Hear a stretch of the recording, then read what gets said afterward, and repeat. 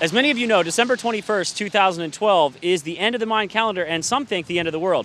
Now, Andy and I are here, and we're going to show you just a few things you can do to make sure you get the perfect shot before the end of the world. That's great, it starts with an earthquake, birds and snakes, an airplane, and Lenny Bruce. You don't want to have to change lenses in the middle of the apocalypse. All hell's breaking loose, and things are just happening all around you. You got to make sure that you got your 70 to 200. You can shoot over here. You can zoom in. You get your wide angle. You can get the whole scene as the Earth opens up in front of you, about to eat you up. You don't want to use a tripod because you want to remain mobile. However, a monopod might be your best friend. See, this one extends right up. You can hook your camera right on top so you can stabilize that shot if the Earth is shaking. The other thing this might be really useful for, a little bit of duct tape.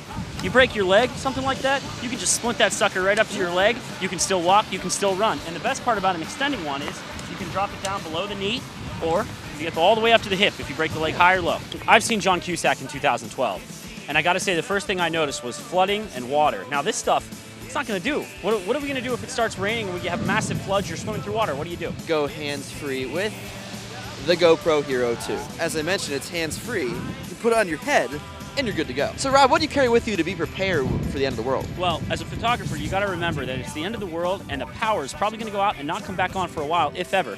One of the things you're definitely gonna need, a ton of extra flash cards. Make sure that you have your iPhone with you because you wanna be able to Instagram and tweet whenever, the power comes back on. I think AT&T's network is pretty solid. It might work during the apocalypse. And as per the strobist idea, you want to make sure that you can have off-camera lighting. So you can light your portraits as the world is ending, with off-camera lighting. It's a lot more effective. Also, there's a pretty neat flip side to this. Just like your multi-use monopod, if you're rushed by apocalyptic zombies, you can always use these on full power burst to stun these zombie attackers. Andy, I think we're pretty ready to go for the Mayan apocalypse. Now, let's do a quick poll. How long do you think we'll survive with what we got here? Well, I'd say we'll survive at least a couple minutes, maybe an hour, maybe more. We're set to go. Yeah, definitely. Yeah, I think so. I think we're ready to go.